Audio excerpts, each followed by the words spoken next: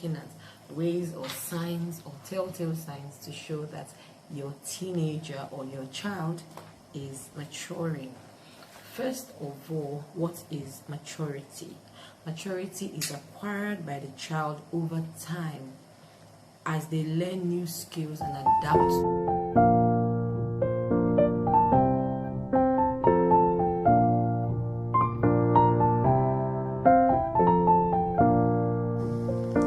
Hello everyone, this is Chichi Dagogo-Wariso, aka the Storybook Lady as I like to call myself, and we are on YouTube. If you haven't hit the subscribe button, please hit the subscribe button down there and also give this video a thumbs up. So today we're going to be talking about signs to show that your kid is maturing. We're going to be looking at ways or signs or telltale signs to show that your teenager or your child is maturing. First of all, what is maturity? Maturity is acquired by the child over time as they learn new skills and develop the capacity to deal with life's issues. So maturity comes with experience, the ability to wade through the different waters of life is what eventually builds their maturity. So it doesn't have anything to do with age, it doesn't have anything to do with social status, it doesn't have anything to do with education and all of that. No, it actually is the way their bodies or their minds are able to respond to the issues of life. That is what builds their maturity. So you can really see a 7-year-old child who is acting as mature as a 10-year-old, and vice versa, a 10-year-old who is acting like a baby, or even a 30-year-old who is acting like a baby, or who doesn't even think like a 30-year-old. It all has to do with their mind's response to the changes in life or the experiences they come across in life. That's basically what we can use to judge maturity. Now, there are 5 psychologists have studied and realized that there are 5 different types of maturity. Although these are not set in stone, but it's known that there are 5 different types of maturity. And what are they? First is the physical maturity. How do you know your child is physically mature? If that child has the ability to write and understand his own writing, if he's able to dress himself up, if he or she is able to control their bowel movements, then that child is said to be physically mature. An emotionally mature child, on the other hand, is one who can patiently wait for things that they ask, one who can handle frustration and disappointment, one who can handle his anger and express it in a constructive way. Once a child is able to do all these, then that child is said to be emotionally mature. The third type of maturity we have is social maturity. This has to do with you, the child, and the outside world. How willing is that child to share anything, even with his or her siblings? How well can they play in large groups? How cooperative are they when playing a game? Do they understand the law of fair play? Do they know that in the game somebody has to win and somebody has to lose? How do they get along with their peers?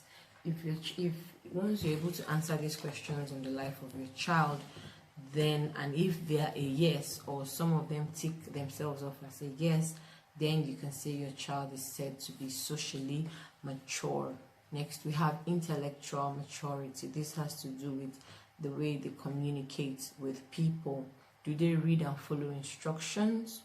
If you buy maybe if you buy an equipment or a toy, does your child want to just tear off the carton immediately, or does he want to read instructions and see? Maybe if it's something that needs to be coupled, do they want to read the instructions and see exactly how it's being done? How well do they do in school? What's their academic performance like? How do they understand abstract topics like death, like God, like math, science, all those topics that you really can't grasp onto anything. Somebody just tells you that -2 + 2 is equal to 0. How are they able to understand those kind of things? Or when you talk about God, when you talk about science, and chemicals and all of that, how well are they able to relate with all those things? Does it make sense to them? Do they understand cause and effect and time management? Did they understand the fact that this thing happened because of this, or that thing happened because of that? Do they understand that time waits for no man, and that we have a limited number of time in the day? You know, if your child is able to understand these articulate elements, then that child is said to be intellectually mature. Then finally, we have ethical or moral maturity. Now, that has to do with themselves and their morals, and the kind of morals too that you have also imbibed into them. Do they admit their mistakes when they're wrong? Are they quick to apologize and mean the apology? Do they understand the meaning of restitution? If it, assuming they took something that didn't belong to them, do they know well to return it back? Do they understand how and why to help other people? Do they know that they need to help people so that they too can also be helped? How well do they understand honesty and cheating? Can they show empathy or sympathy? Can they be sympathetic to somebody's needs and feel for the person? Once a child is able to know these or answer out these questions, then he's said to be ethically or morally mature. Now, there's one thing I want us to understand, and that is that children mature at different paces. That your first child is acting more mature than your second child doesn't make your second child a dullard, or doesn't make him less of a child. Every child is beautiful and an individual in their own right, and deserve to be treated as such. So don't compare your children, or don't compare your children with other people's children, especially in levels of maturity, because it tends to affect the self-esteem of those children. Those children, look, they react from the way you treat them or the way you talk about them. It affects their self-esteem. So as a parent, I will always advise you, don't expect too much so that you don't get disappointed, and don't expect too little so that you don't challenge your children.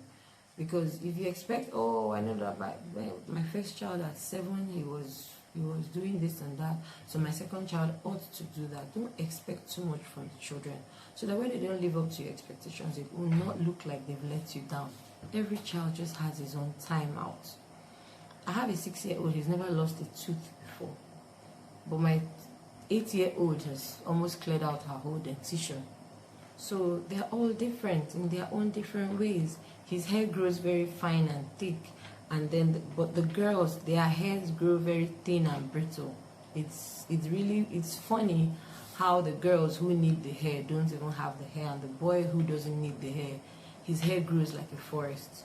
So maturity, this now has to do with physical maturity. So maturity really comes in different ways. But this is basically for smaller children, but in teenagers, there are other signs to show that your teenager is mature. How well do they appreciate and respect you as a parent? Do they show gratitude when you buy stuff for them, or when you do good deeds for them? Are they aware of the finances? Do they know what it means to save? Do they know what it means to have income, earnings, all those financial terms? Do they understand that? Do they have self-control in the house, outside the house, in academics, in everything? Do they have self-control? Self-control actually teaches them discipline. A child who is self-controlled is disciplined and can be trained. Such a child can be trained. Do they understand diligence at work? Are they diligent to what they do, even if it's to house chores? Do they make sure they do the house chores properly, or they just do it in a very shabby manner and dump it for you? Diligence at work actually teaches that hard work pays, especially with honesty. So teaching them diligence also indicates hard work. It also indicates honesty in a child. Are they responsible to take care of their own things? These are for teenagers. These are children who can actually look out for themselves, who can speak for themselves. Do they have initiative? Do they take up the initiative to do things on their own, or they always wait to be told what to do? Do they have the ability to delay gratification? Maybe they did a good deed and they've been expecting you to maybe appreciate them or compensate them and all of that. Are they able to hold up without being gratified for what they have done? Are they expressive and responsible for their feelings? Are they able to express how they feel, or do they just cry about it? Do they recognize that decisions have consequences? How do they deal with conflict? In the face of conflict, how does a teenager deal with it? Does he throw tantrums? Is he logical in his reasoning? Is he analytically minded? You can actually tell these signs merely just by communicating with your child, being very observant and very focused with your children. You would actually notice each of these signs. Are they teachable? And finally, puberty. At puberty, we also mature differently. The girls sometimes mature before the boys, or vice versa. But if you have 3 sons, they all might not attain puberty at the same time. They all might not attain puberty at the same time. So how would you explain to your children that they all would or might not attain puberty at the same time? You need to be able to understand these points or these facts in teenage maturity. So this is all we have today on signs to show that your children are mature. Remember, like I said, children do not all mature at the same time. They all have their different paces. And again, as a parent, don't expect too much so you don't get disappointed, and don't expect too little so that you can challenge your child. Once again, like I always say, if you haven't hit the subscribe button, please go down there and hit the subscribe button.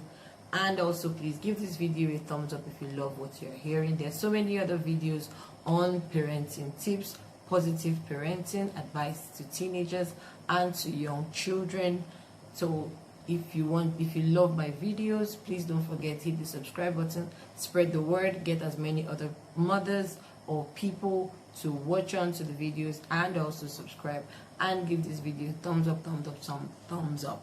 So I want to thank everyone once again. This is Chichi Dagogo Warisu, aka the Storybook Lady, as I like to call myself, aka Blossom Kids Corner, and I am signing out.